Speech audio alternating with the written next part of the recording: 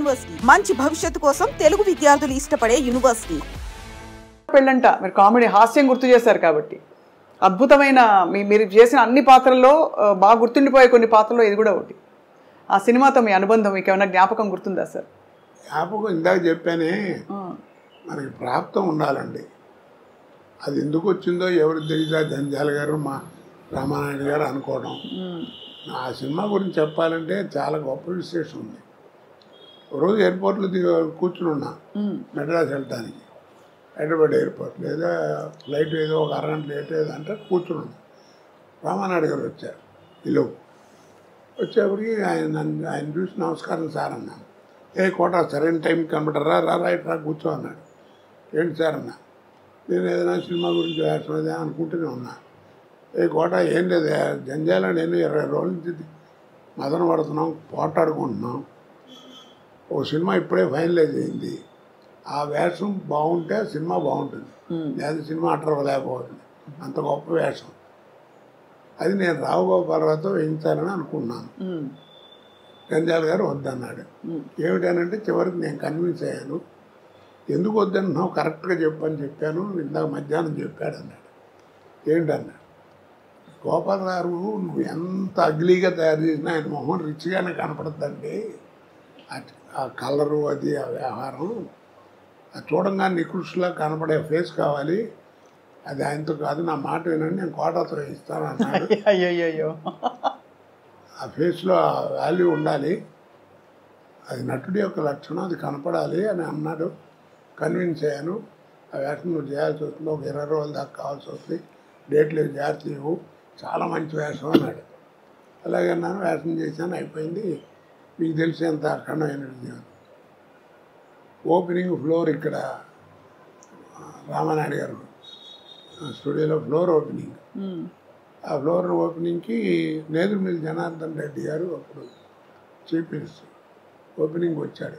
Ribbon కత్తిరించబోతుంటే Naidu గారు ఒక్క నిమిషం ఆగించారని, కోటాకి ఉన్నాడు పిలవండి అన్నాడు. ఏంటి నన్ను పిలుస్తున్నాడు, నేను వెళ్ళి ఉంచున్నాను. వీడు సినిమాలు చూస్తుంటాను, వీడు తంతు ఉంటాడు, ఇంకోటి ఉన్నాడే వాడు, వీళ్ళిద్దరు కామెడీ భలే ఉంటుందని సరదాగా మాట్లాడాడు. సరే ఈ లోపల టైం మొత్తం పోతుంది, ముహూర్తం కట్ చేశారు, అయిపోయింది.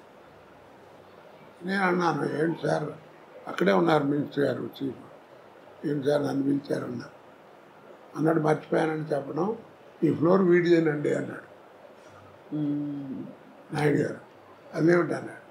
ఏం లేదండి, 32 లక్షల్లో సినిమా తీశాను. ఈ సినిమా అహనా పెళ్ళంట, మీరు నమ్మరు, ఆ 32 లక్షలు కాకుండా 1,80,00,000 నాకు కలెక్ట్ చేసింది ఆ సినిమా అన్నాడు.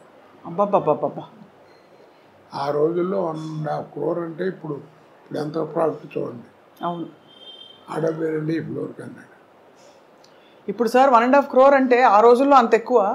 ఇప్పుడు అసలు ఒక రోజు సినిమా 15-20 కోట్లు అంటే కూడా కంటి కానట్లే కదా సార్. అన్ని 500-1000 కోట్లు. ఇప్పుడు రామారావు అని తీసుకున్నాడు ఎవరికి తెలియదు, కృష్ణగారు అని తీసుకున్నాడు తెలియదు, సోమబాబు అని తీసుకున్నాడు తెలియదు, ఎంత పెట్టి సినిమా తీశారో తెలియదు. నాయుడు గారు వాళ్ళందరూ కూడా ఎప్పుడైనా చెప్తే మ్యాక్సిమం ఇది భారీ వర్ణ చిత్రం అని చెప్పేవారు, అంతే. అంతేగాని ఇంత అయింది ఇది అని చెప్పేవారు కాదు. అది కాదు కదా, సినిమా ఓపెనింగే మైక్ పట్టుకుని ప్రొడ్యూసరే చెప్తుండే, ఇది 400 కోట్లు అవుతుందండి, ఒక 5-6 కోట్లు ఎక్కువైనా నేను భరిస్తాను, చాలా మంచి సబ్జెక్ట్ అది ఇది. ఆ లెక్కలు ఎవడికి చెప్పుకోవాలి, ఇన్కమ్ ట్యాక్స్ కూడా చెప్పుకోవాలి, మనకెందుకు. ఇందాక చెప్పానే, సినిమా చూసేవాడికి నువ్వు ఎంతలో తీసేవాడు ఎవడికి కావాలి, సినిమా బాగుందా లేదా. ఇప్పుడు చిన్న సినిమా 4 కోట్లు తీసిన సినిమా 40 కోట్లు వసూలు చేస్తుంది, దానికి ఏమంటా నువ్వు ఏమండి. కరెక్టే సార్. కాబట్టి అలా చేయకూడదు, నువ్వు చెప్పుకోవడం, సినిమా అవసరం అయిందండి, సబ్జెక్ట్ కావాలి అందుకని రిచ్గా తీశాను, అది వేరు. భారీ వర్ణ చిత్రం అని చెప్పడం వేరు, ఇలా చెప్పడం వేరు కదా. అవునవును, అది ఆ లెక్కలతోటే ఆ సినిమా సత్తా ఏమిటో చెప్పే ప్రయత్నాలు జరుగుతున్నాయి, వాస్తవం సార్. సార్ మీరు ప్రాణం ఖరీదు నుంచి మొదలుపెట్టిన తర్వాత మీకు వచ్చే ఒక్కొక్క పాత్ర వాటంతట అవే వచ్చిన పాత్రలా, అంటే ఎందుకంటే రకరకాల పాత్రలు వేశారు కాబట్టి ఈ పాత్రకి మీరు బాగుంటారు అని మీరు మళ్ళీ అక్కడి నుంచి క్యారెక్టర్ రోల్స్లోకి వెళ్ళడం, మధ్యలో తర్వాత హాస్య నటుడుగా, విలన్గా అన్నీ పండించారు కదా సార్. ఇప్పుడు ఫోటోలు కనబడుతున్నాయి కదా. అవును సార్. వీటిలో ఏ క్యారెక్టర్ మీరు నమ్మరండి. నాకు ఓ రోజు ముందు పిలిచి చెప్పింది లేదు. ఆ రోజు వెళ్ళటంలో ఒక అరగంట కూర్చోబెట్టి ఆయన క్యారెక్టర్ చెప్పడం, కోటగారు మీరు అనుకుంటాం, మీరు కూడా ఏమన్నా ఆలోచన ఉంటే చూపెట్టండి, బాగుంటే పెట్టేద్దాం అంటాం, పెట్టడం చేయడం అంతే. మీరు నమ్మరు ఆ మాట. ఆ టైం కూడా లేదండి. కాకపోతే నన్ను కన్సల్ట్ చేసిన 4-5 వేషాలు ఉన్నాయి. అవేంటంటే ఆ బట్టలు చేయటం న్యాచురల్గా ఉండాలి. జంజాల గారి సినిమాలో వాటిలో విగ్గులు యాక్సెప్ట్ చేసేవారు కదా. వాళ్ళు 4 సినిమాలు చేస్తున్నాం, నీకు విజ్ఞానం అనేది ఎక్కడ ఉంది ఏంటి చూసుకుని ఆ టైం చూసుకుని సేవ్ చేసి కరెక్ట్గా పెట్టేవారు. అంతే తప్ప నాకు మిగిలింది ఏమన్నా అన్నీ అక్కడికక్కడ ఆన్ ద స్పాట్. అంటే ఒక రోజులో సార్ మీరు బిజియెస్ట్ టైంలో ఎన్ని గంటల ఎన్ని కాల్ షీట్స్ ఉండేవి? నేను మ్యాక్సిమం 4 చేశానమ్మా. 4 సినిమాలు 3 స్టేట్లో పనిచేశాను ఒకరోజు. ఒక్క రోజులో కన్నడ, పొద్దున హైదరాబాదు, మధ్యాహ్నం తమిళ, ఈవినింగ్ బెంగళూరు. పెళ్లి చేసి మళ్ళీ మార్నింగ్ వచ్చి హైదరాబాద్ ఎయిర్పోర్ట్లో స్నానం చేసి మళ్ళీ షూటింగ్ వచ్చాను. మద్రాసులో ఉండేవాడిని. ఇప్పుడు ఇంత సెక్యూరిటీ లేదుగా అప్పుడు. అవును, కానీ చాలా ఎంత విస్తారమైన కెరియర్ సార్ మీది. మీకు బాగా ఇష్టంగా మీరు పనిచేసిన దర్శకులు ఎవరు సార్? నేనే కాదండి, ఒక విషయం చెప్తాను, అందరికీ చెప్తాను ఆర్టిస్టులకి, విసుక్కోకుండా ఎప్పుడు కూడా ఇప్పటిదాకా షూటింగ్ చేస్తే మళ్ళీ రమ్మంటున్నాడు ఇంకోదానికి, అట్లా విసుక్కోకండి. ఏ అంటారు ఏం లేదు, ఆర్టిస్ట్కి ఒక టైం అంటూ వస్తుంది. నీకు ఆ టైం వచ్చిందంటే నీకు టైం ఉండదు. అంతే,